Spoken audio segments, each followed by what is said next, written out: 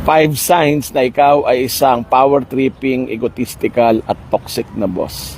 At bakit dapat kang tumigil? Sign number 1, pinapahiya mo yung mga tao sa harap ng iba. Sinisigawan mo sila, pinagagalitan mo.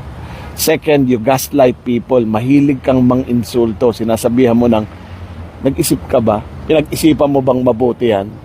Ha? Paano mo naisip yan?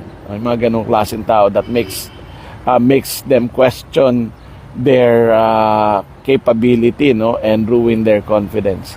Sign number 3, ang taas-taas ng standard mo. You want people to make personal sacrifices just to deliver on your orders, no, your instructions. Pero parelax-relax ka lang. You don't model the way at hindi ka mahilig tumanggap ng hindi ka mahilig mag-offer ng suporta. And then sign number 4 na toxic kang boss